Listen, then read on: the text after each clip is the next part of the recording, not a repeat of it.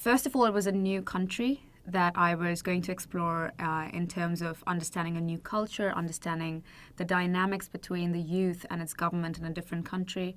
And it was far removed from my world, and those are the stories I get attracted to the most. She is part of the same university that Afshin and Ardi and Miran studying at, and well, she's definitely the outsider. If I have to explain her in one word, she's an outsider. She's always at the edge. So when she meets Afshin for the first time, she's drawn to him because she sees a certain movement in his body, a certain exuberance in his being that she has not seen for a very long time, almost in a way that she probably spots something that she saw in her mother. She finds out that they're forming this underground dance company, and this is the one place where she feels she's not going in there with a committed relationship in any which way, but she's going in there because she, for the first time, takes a step forward to say, you know, I have a certain talent and I'm going to use it in this room. I have to say, Richard when the first time he came to me with this book that had all these pictures of how he wanted to shoot the film. And the one thing, and knowing that he was a first-time director, the one thing I really saw in him was this passion that was unshakable almost in a way.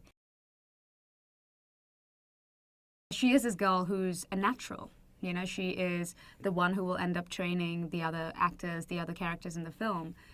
So I had to bring that grace and that leadership quality almost in the way I walk, in the way I talk, in the way I instruct them. So, and that requires a lot of physical training. You know, you can't just be, oh, I go to the gym every day for an hour, and that can't be the training that you take to a film like this. So it first started with me starting with dance training in LA.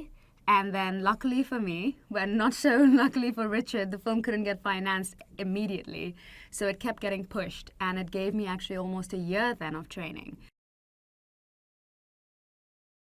It's really important for me, and I know this might sound very cliched, but it's very important to smell the soil before you play a character who does not belong to your land. To understand the finer textures that you may think you would understand if you read a book or if you watched a film, but there's something about touching and feeling things that, you know, is the best learning. Anyway, that couldn't happen, so what I did instead was met a lot of people who had left Iran during the wake of the revolution, and before actually, and a lot of dancers from the Iranian National Ballet. One particular woman who I met in Freida, her name was, who I met in London, and she showed me this photo album that she had of her in these beautiful ballet costumes performing all over the world. We all decided we'd meet in Paris, and we'd meet Afshin for the first time as well. It was kind of, in a way, I guess more for Reese, less for me, nerve-wracking, because you're meeting this person you're going to be playing in the film, and you're going to actually watch how amazing a performer he is, and then you've got to match that, or at least come, you know, 80% closer to what he is capable of. And then for me, the added pressure of knowing, oh, then you've got to be even better than him because you are the one who teaches him how to dance. Reese is an incredibly hardworking actor, and I feel that really shows in the film as well, especially in his performances, which not many people will know, but he was really ill when we were shooting the desert dance.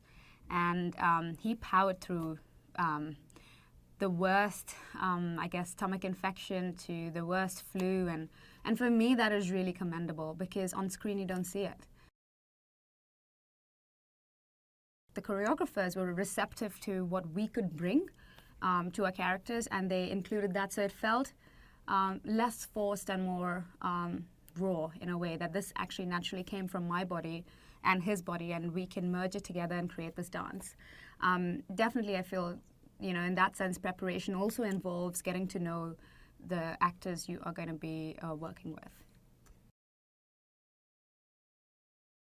What I did was I started telling Richard that ballet is going to be incredibly hard for me to do at this age, and considering I never did it from the time I was little.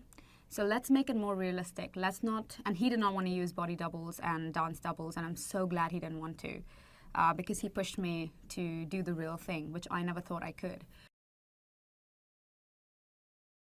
And so I was researching the dancers, the contemporary dancers, the dancers of today, well, Martha Graham, Pina Bausch as well, and who would I use as my role model? And Sylvie Guillaume came up, and the performance that I saw was Akram Khan and Sylvie Guillaume together.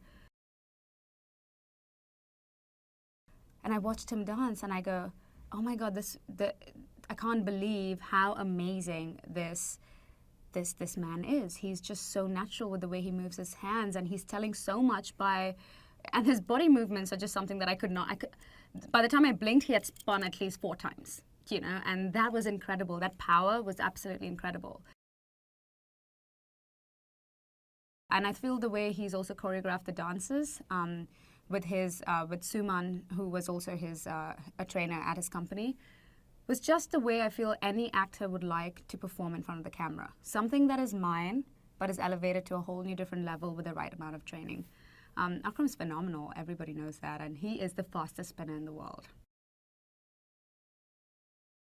I think the favorite dance would be the audition piece, and the reason why it is my favorite dance is because I thought it was the most impossible dance to do.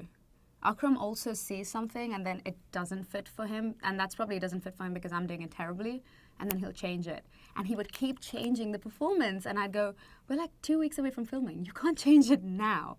But I feel as he kept changing it, he started introducing more of what he shouldn't be saying in this performance, and more of what Freida can actually do, as opposed to more of what do I think she should do. And I felt it kept improving, it kept becoming more and more the story. And by the end of it, I was literally telling Elaheh's story before she even said it.